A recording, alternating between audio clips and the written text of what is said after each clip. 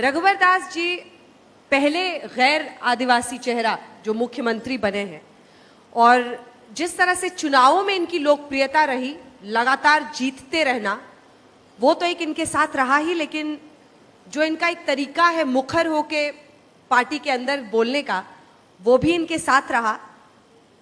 लेकिन ये कोइंसिडेंस नहीं था कि चुनावों से पहले जब मैं एक कार्यक्रम के लिए यहाँ पर आई थी तो मैंने इनको कहा था कि मैं झारखंड के अगले मुख्यमंत्री से इस वक्त बात कर रही हूँ। वो आज सच हुआ, इन्हें भी वो याद है वो वक्त। लेकिन ये पूरा सफर जो रहा है रघुवर दास जी, कोई भी अगर राजनीतिक सोच समझ को देखे तो कोई भी कहेगा कि नहीं, यहां से आप आदिवासी चेहरे को ही मुख्यमंत्री बनाइए। मोदी जी ने आपको क्यों चुना?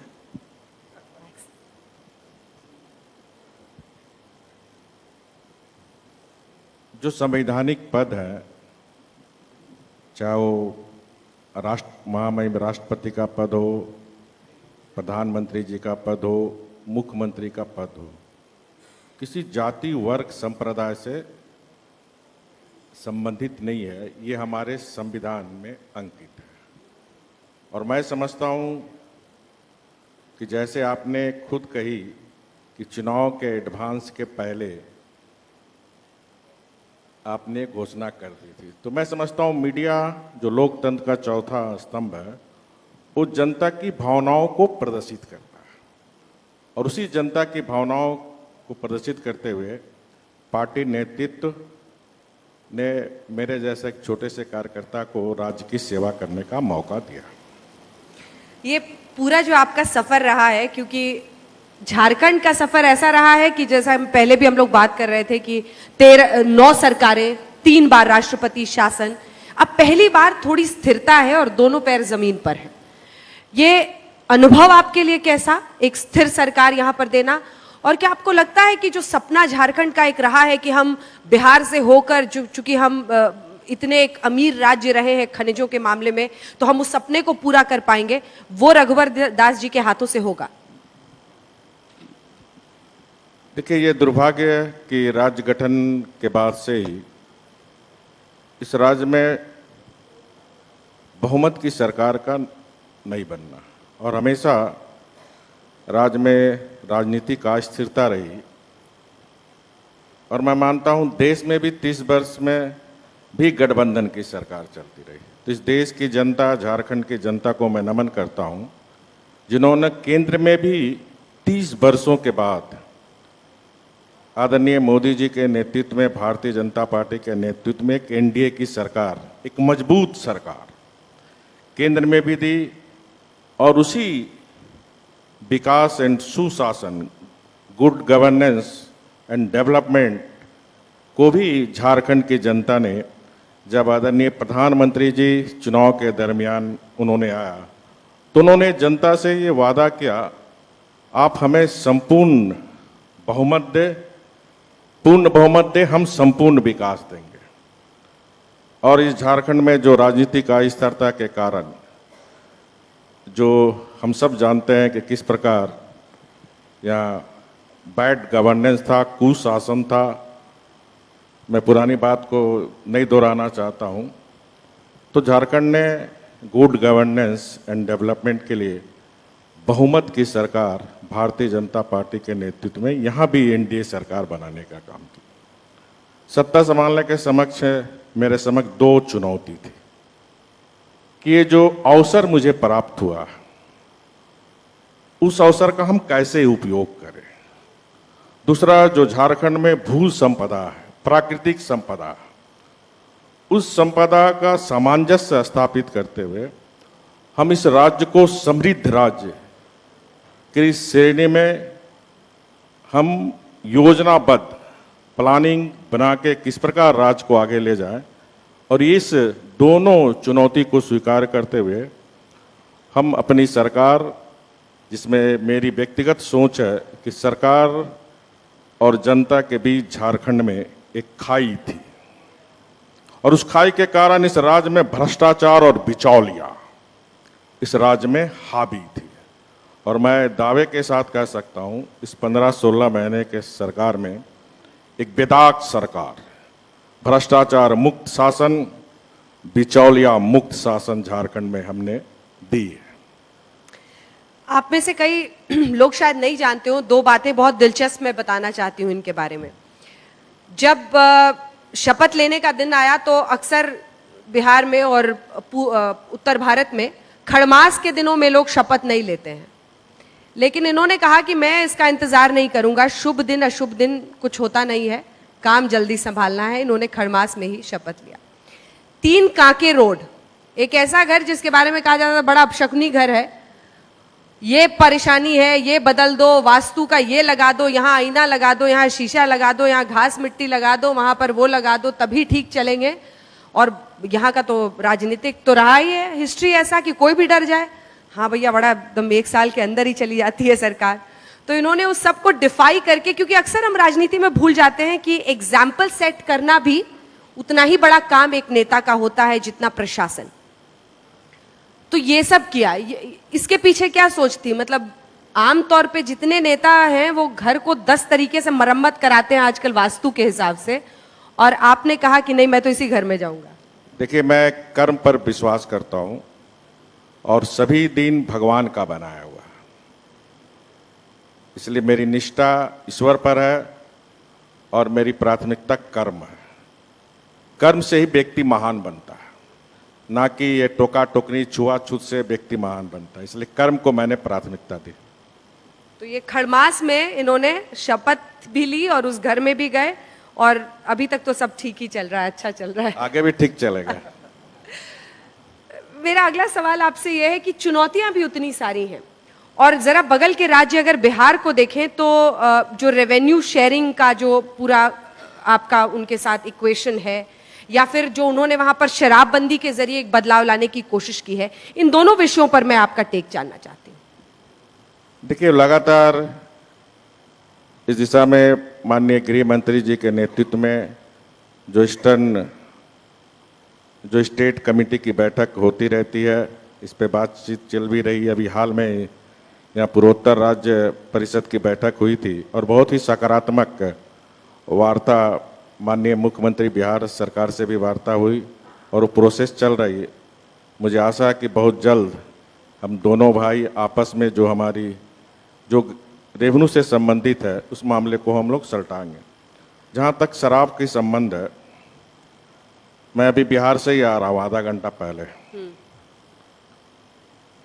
नशा किसी चीज की भी हो, नशा बहुत खराब होती है, चाहे वो शराब की नशा हो, चाहे वो गुटखा की नशा हो, चाहे सिगरेट की नशा हो या फिर गांजा की नशा हो। लेकिन जो सत्ता का नशा होता है, वो सत्ता का नशा बहुत खराब होता है। और मैं नशा बंद होनी चाहिए, मैं इसका भी पक्ष दे रहा हूं। बिहार में पूरी पार्टी, चाहे किसी राजनीतिक दल से बिलोंग करता होगा, सभी ने सदन के अंदर सर्वसम्मत से शराबबंदी की समर्थन की थी। लेकिन जो घटनाक्रम मैं माननीय मुख्यमंत्री बिहार का देख रहा हूं, तो मुझे लगता है ये शराबबंदी नौटंकी है। इसलिए मैं ये बात कर रहा हूं क्योंकि जब भी जहां जहां गैर भाजपा सरकार है, वो शराबबंदी के नाम पे दौरा करते हैं, और मुझे लगता है कि जो सत्ता का नशा है उसके पास कोई मुद्दा नहीं था देश के पास जाने का। इसलिए एक नशा, जो सत्ता का नशा के लिए शराब का उसने उपयोग किया। बंगाल सटा हुआ है। मैंने आज भी बिहार में सार्वजनिक रूप से जो निर्वाचित जनप्रतिनिधि उसके समक्ष भी रखा और वहाँ के मीडिया ने भी के समक्ष रखा। बंगाल में उन्होंने क्यों नहीं जाते हैं शराबबंदी का नारा देने? जो केंद्र शासित प्रदेश राज्य है, सभी जानते हैं कि कांग्रेस के चेयरपर्सन से नीतीश जी के अच्छे संबंध है। कर्नाटक क्यों नहीं जाते हैं? ये बात ठीक है, कर्नाटक से अवैध शराब दारू नहीं आ सकती, लेकिन बंगाल से तो आ रहा है अवैध शराब। बंगाल क्यों नहीं जा रहे हैं आप? नेपाल से आ रहा है, आप ही मीडिया के लोग दिखाते हैं पूर्णिया से शराब आ रही है, नेपाल से शराब आ रही है, खाली झारखंड और उत्तर प्रदेश से थोड़े शराब आ रही है। और इसीलिए इसी तर्क के आधार पर मैं कहता हूं शराबबंदी नौटंकी है इसका। और जनता को ये जो नेता लोग मूर्ख समझते हैं, तो भारत की जनता मूर्ख नहीं है। और इसी 2014 के लोकसभा चुनाव में जहां जातिवाद, संप्रदायवाद, क्षेत्रवाद सबको नकारते हुए विकास की राजनीति को मान्यता दी, झारखंड की राज्य की जनता को भी मान्यता दी। और अभी गोड्डा के उपचुनाव में भी सारे दल एक साथ होकर चुनाव लड़े। माननीय लालू जी भी सभा किए, जदयू के भी सभा किए, यहाँ तथाकथित एक कृत्रिम दल है जेबीएम, उसके भी नेता सभा किए, पूरा दिन रात लगा रहे। लेकिन 2014 के विधानसभा चुनाव में जो हमारा उम्मीदवार जीता था उससे भी ज्यादा वोट आया। इससे साफ साबित होता है कि भारत की जनता अब समझ चुकी है उसके हित में क्या है, उसके अहित में क्या है। जनता अब किसी भारत की जनता को गुमराह नहीं कर सकता। आप कह रहे हैं कि नीतीश जी सत्ता के नशे में हैं, बाकी पार्टियां मिलकर कह रही हैं कि बीजेपी पर गुरूर सवार हो गया है और वो नशे में आ गई है। धर्म के नाम पर वो लोगों को बांट रहे हैं। और धर्म परिवर्तन एक ऐसा मुद्दा है जो झारखंड के भी कई आदिवासी इलाकों में हमेशा उठता रहा है, उस पर क्या कहें? देखिए, धर्म परिवर्तन कोई जोर जबरदस्ती कराता या सेवा के आड़ में गरीब का हमारा धर्म परिवर्तन कराता तो मैं उसका घोर विरोधी हूं। और जहां भी इस तरह की हमारी झारखंड में खबर आएगी कि जो गरीब को सेवा के आड़ में धर्म परिवर्तन कराता, उसका होटवार जेल में रहेगा, वो पादरी का।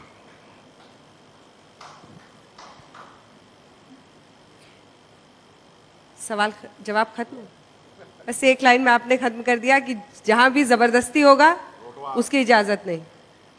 अगला सवाल, ये रोड मैप क्या है? क्योंकि कई लोग ये मानते हैं कि झारखंड की एक छवि बीच में, चाहे जिन भी परिस्थितियों में अस्थिर सरकारों की वजह से, मधु कोड़ा जैसे जिस तरह के भ्रष्टाचार के आरोप उन पर लगे उसकी वजह से झारखंड की छवि खराब हुई। उस छवि को नए सिरे से बना पाना ताकि लोग यहाँ पर पैसे लगाएं, इन्वेस्टमेंट आए, उसके लिए आप क्या करेंगे? क्योंकि मोदी जी के रहते हुए तो अब पैकेजिंग का जमाना है, लोग कहते हैं, तो झारखंड की पैकेजिंग कैसे होगी? देखिए, एक गरीब आदिवासी को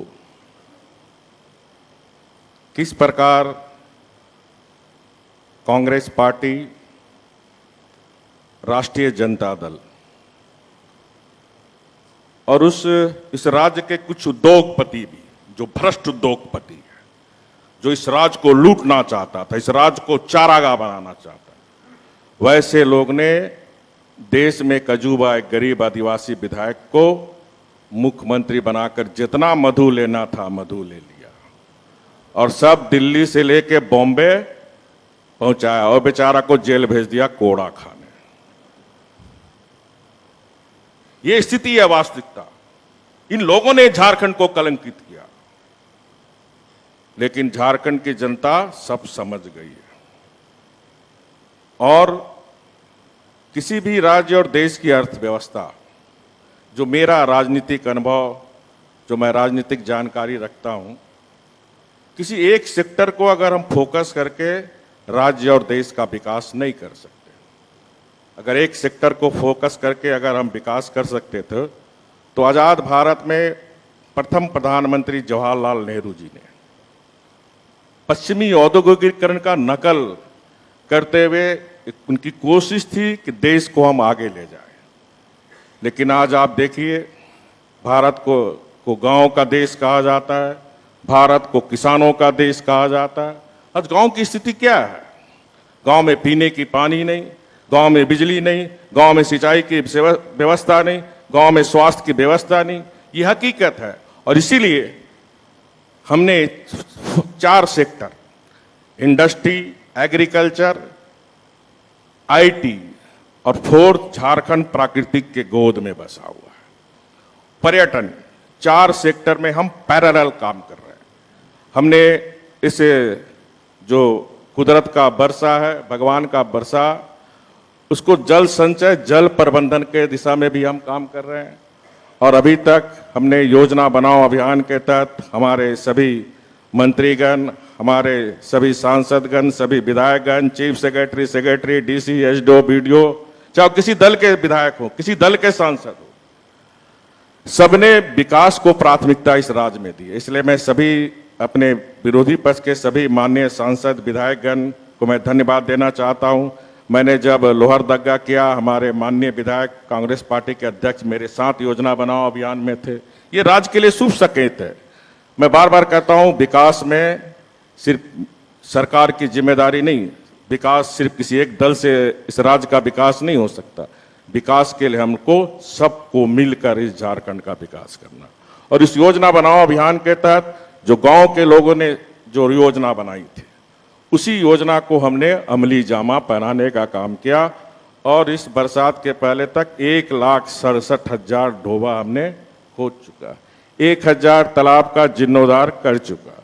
और बरसात के बाद मनरेगा के द्वारा 4 लाख ढोबा का निर्माण, 50,000 तालाब का जीर्णोद्धार करने का काम हमने, ये सरकार ने जो निजी तालाब है उनको भी जीर्णोद्धार काम करेंगे, ताकि हमारे किसान जो एक फसल सिंचाई के अभाव में और झारखंड से बड़े पैमाने पर पलायन होता है, उस पलायन को रोकने के लिए, ताकि हमारे किसान 3 फसल करें। एग्रीकल्चर में भी 3 कंपोनेंट है, एक एग्रीकल्चर, दूसरा बागवानी, तीसरा पशुपालन। तो इस राज्य में आज भी 35% दूध हमारे दूसरे राज्य से आते हैं। तो हमने जो गरीब परिवार है, जो गरीब महिला है, हमने 90% सब्सिडी में 2-2 गाय देने का काम किया।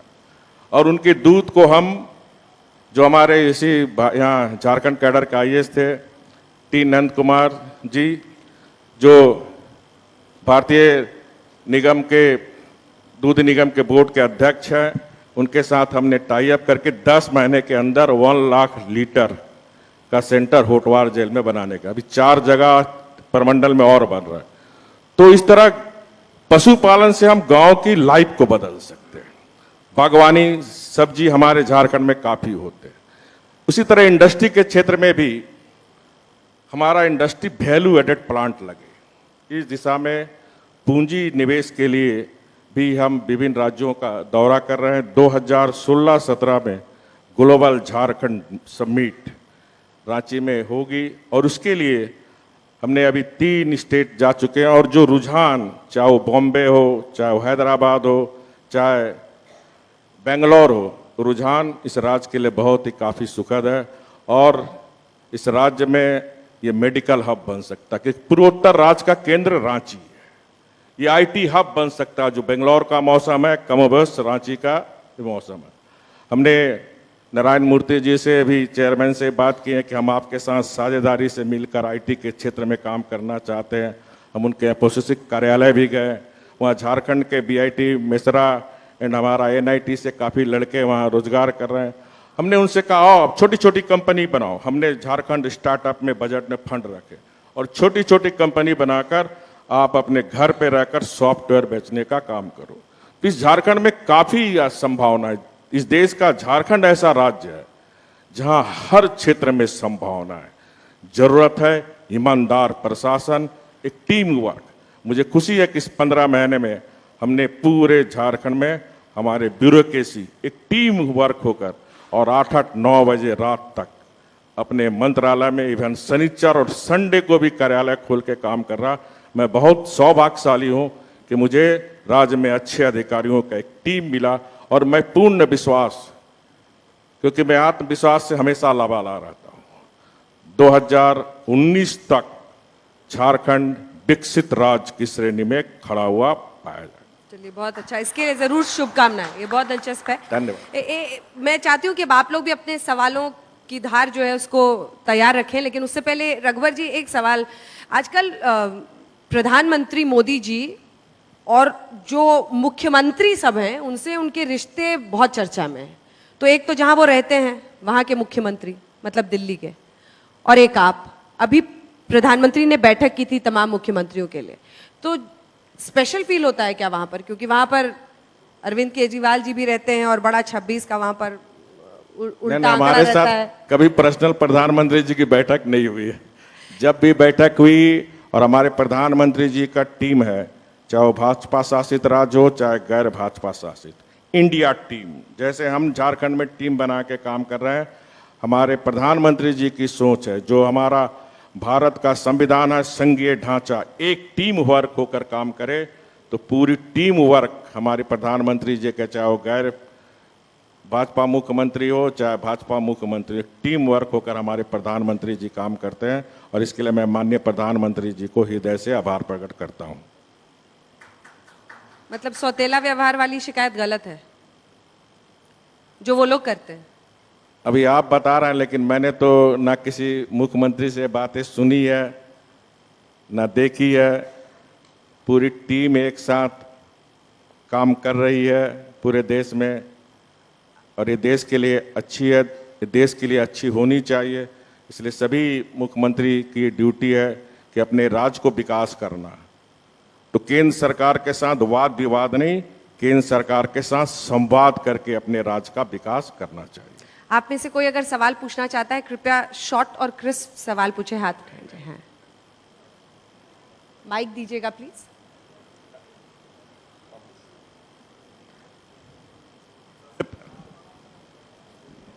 सबसे पहले तो मैं मुख्यमंत्री जी को बधाई देता हूं।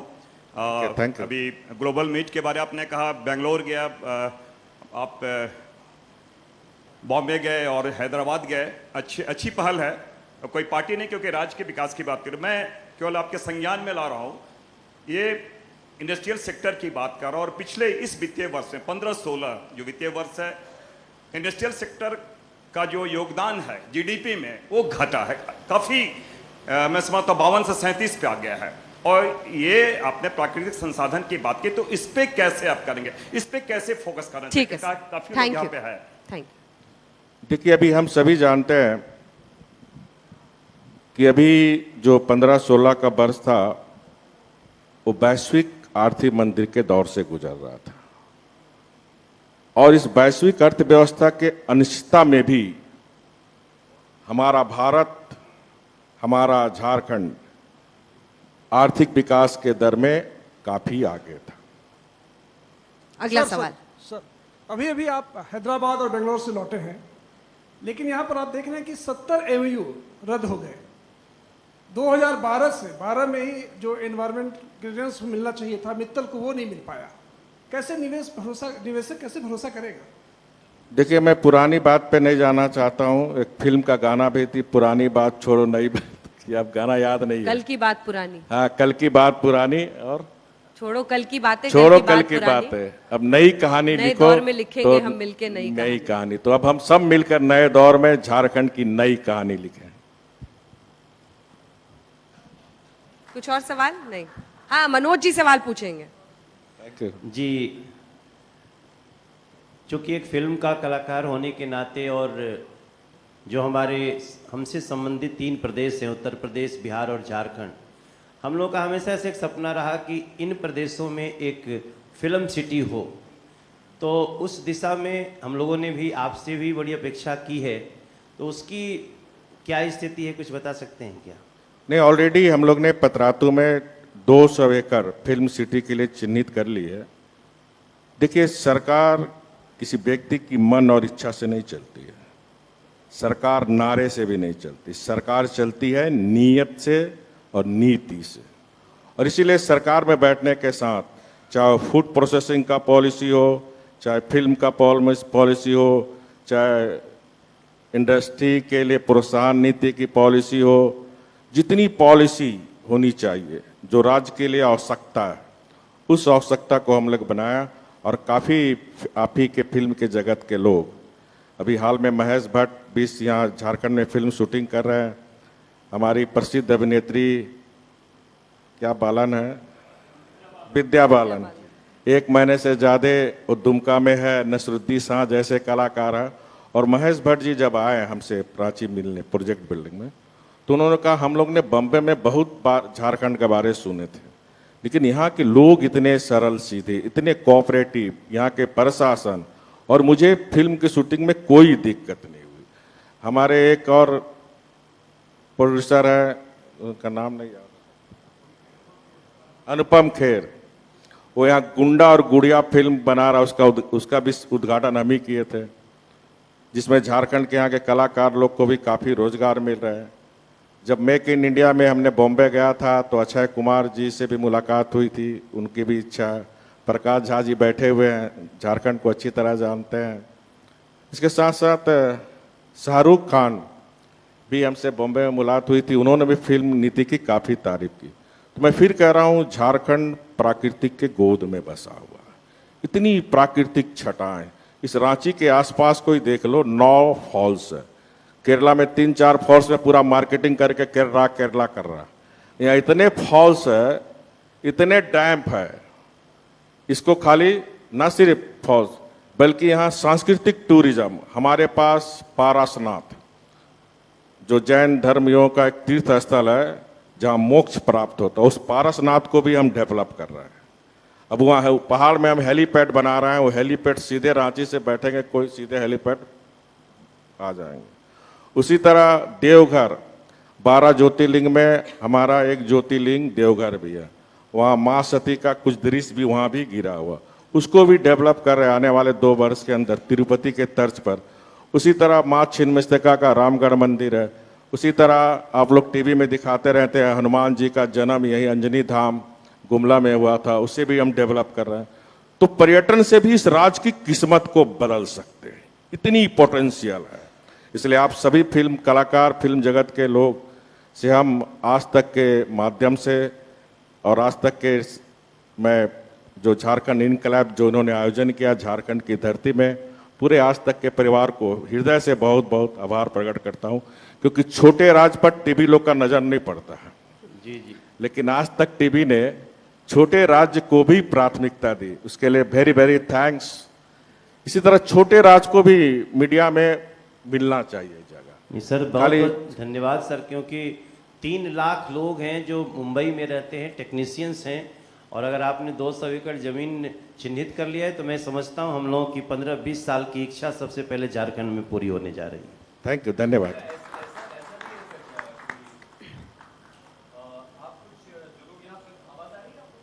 आप हमें नहीं ऑन करो यार। क्या ऐसा भी है कि आप कुछ प्रोत्साहन राशि दे रहे हैं जो लोग यहाँ फिल्म बनाने आ रहे हैं? हाँ, उस तो पे ये बताइए, सबसे इंपॉर्टेंट तो यही है। यस यस प्रकाश जी, अगली फिल्म भोपाल में नहीं, जो फिल्म पॉलिसी अगर 8 करोड़ का प्रोजेक्ट है तो 2 करोड़ राज्य सरकार उसमें मदद करेगी। बहुत अच्छा, बहुत अच्छा। और कोई सवाल पूछना चाहता है? हाँ, छोटा सवाल पूछेगा प्लीज। प्रकाश जी की बात पूछ लीजिए। सवाल नहीं पूछना चाह रहा था, मैं आपका धन्यवाद करना चाहता हूं, क्योंकि बहुत कम राज्य हैं जो इस तरह के प्रोत्साहन और इस तरह की फिल्म नीति लेकर के आए हैं, और झारखंड उसमें अग्रणी है। झारखंड में आपके आने के बाद ये फिल्म नीति आई है और जिसमें प्रोत्साहन की राशि दी जा रही है और हर तरह से बढ़ावा दिया जा रहा है कि यहाँ फिल्म उद्योग बढ़े। इसके लिए मैं आपका धन्यवाद करना चाहूँगा। धन्यवाद। बहुत अच्छा। प्लीज एक आखिरी सवाल वहां से ले रहे हैं, माइक लेके जाएं प्लीज। आखिरी नहीं आगे ठीक है, धर्मवीर जी, हो गया, रहने दीजिए।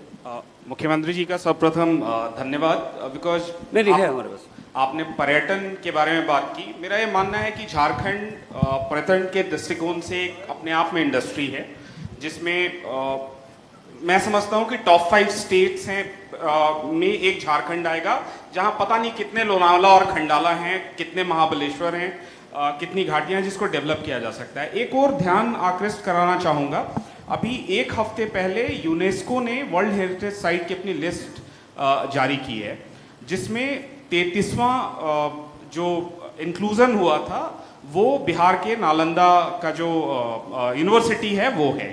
इसके अलावा यूनेस्को का एक टेंटेटिव लिस्ट होता है जिसमें अभी भारत के 47 प्लेसेस हैं जिसको टेंटेटिव लिस्ट में रखा गया है, that they can become the potential UNESCO का हेरिटेज साइट।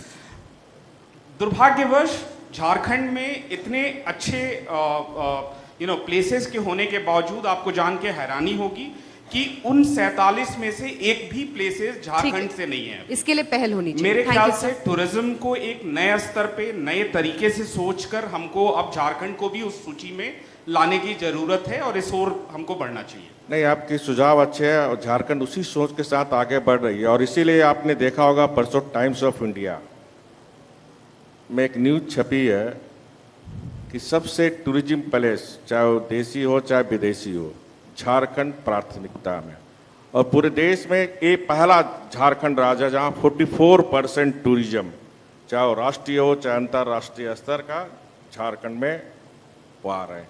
ये झारखंड के लिए शुभ शुभ संकेत है। अभी 15 महीने हुए हैं, तो और 4-5 साल इंतजार करें और 5 साल मौका दीजिएगा तो ये देश का नहीं दुनिया का समृद्ध राज्य झारखंड है। चलिए, और, जोश अच्छा, जबरदस्त है। और जैसे एक वक्त पर घोषणा की थी कि आप मुख्यमंत्री बनेंगे, वैसे ही ये भी हासिल हो, पूरा हो। बहुत बहुत शुभकामनाएं। धन्यवाद। आपने तो एडवांस में हमको शुभकामना दिए थे अंजना जी, इसलिए बहुत बहुत धन्यवाद। और आज परिवार को बहुत बहुत धन्यवाद जिन्होंने झारखंड जैसे राज्य को देश के ही नहीं अंतर्राष्ट्रीय स्तर पर इनको आगे ले जाने में आपने जो अपनी भूमिका अदा की, उसके लिए मैं आज परिवार का राज बहुत चिंगप्पा बहुत जी को धन्यवाद। बहुत बहुत शुक्रिया। धन्यवाद। झारखंड से शुरुआत की उन्होंने राज्यों की, और